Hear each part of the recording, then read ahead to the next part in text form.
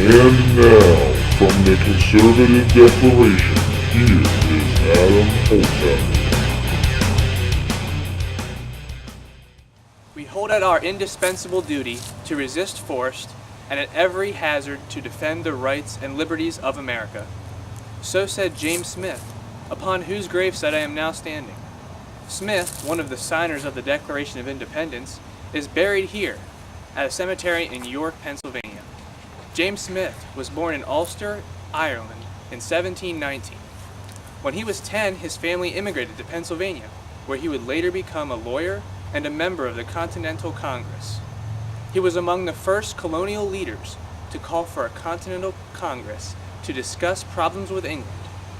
In 1774, he raised the first volunteer militia to oppose the British, and as a delegate, he urged the boycott of British goods.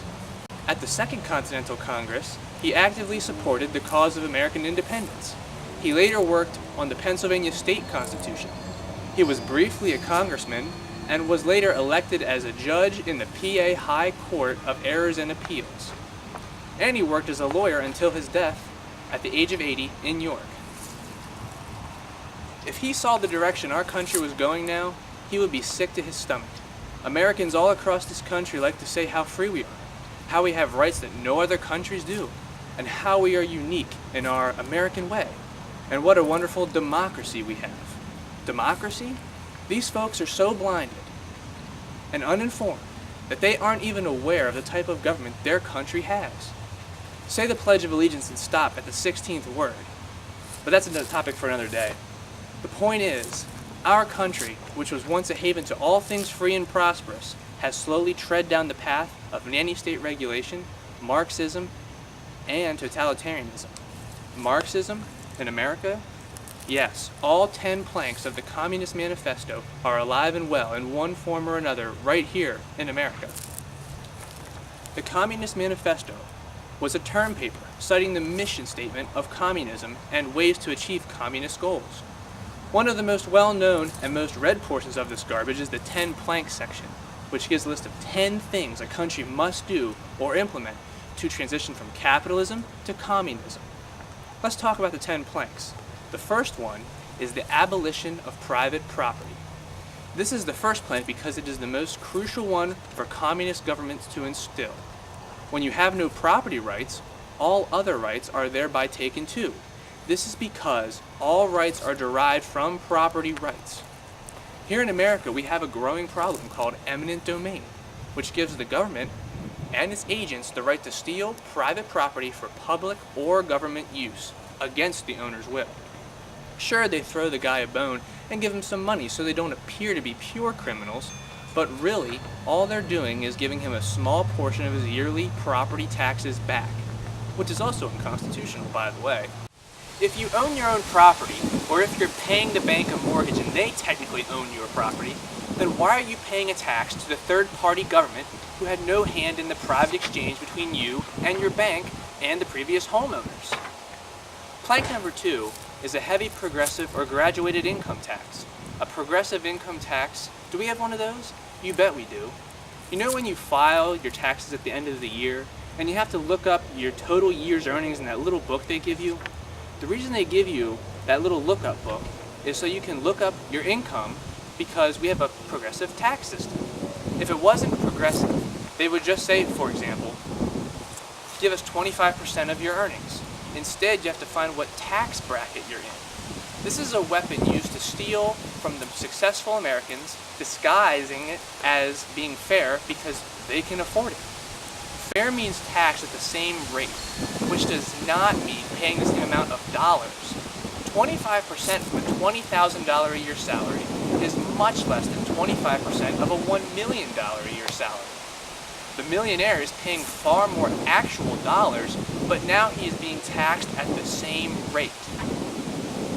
Plank number 3 is the abolition of all rights of inheritance. This means that when your parents or other relatives pass away, you don't get what they wanted you to have, according to their last will and testament.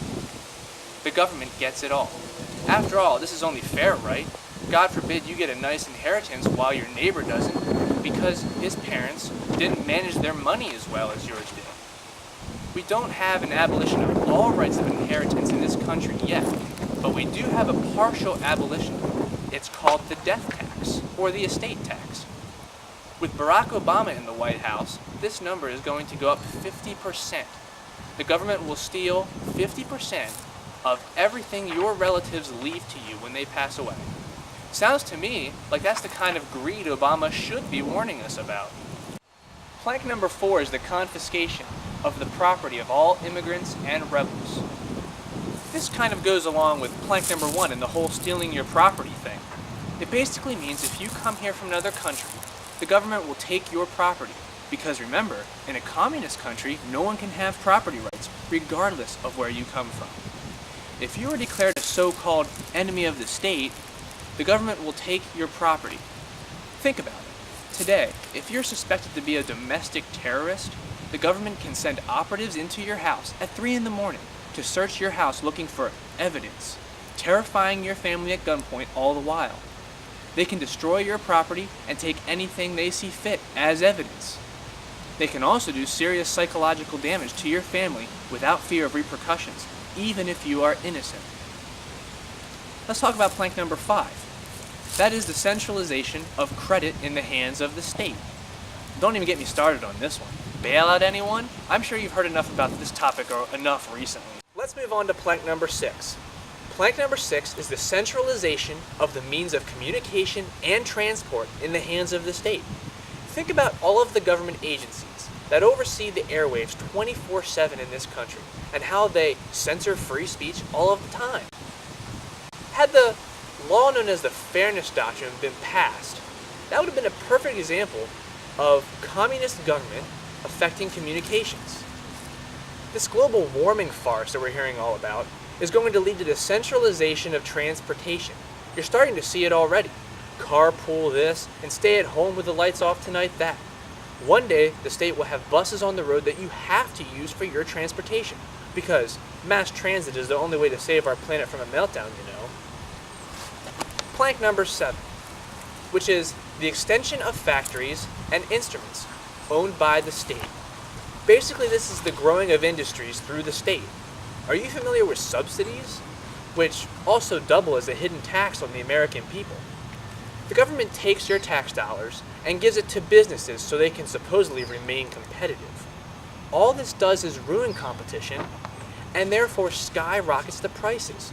Not to mention that when we buy a product that has been subsidized by the government, not only are we paying the sticker price, but we're also paying for the hidden tax, that money that came out of our taxes earlier to get this product on the market for us to purchase it in the first place. Plank number 8 is equal liability to labor. In other words, do what you can and we'll give you what you need. We have this ideology in numerous social programs today. In fact, they are too numerous to mention right now, so for the sake of time, I'm not going to. Plank number 9 is the combination of agriculture with manufacturing.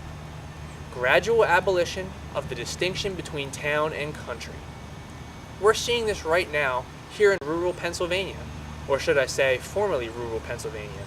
Every month there's a new neighborhood or community popping up where there used to be a huge farm, a farm that had probably been there and in operation since the mid-1700s, when a large population of German and Irish immigrants came here and formed this area that I am proud to call home.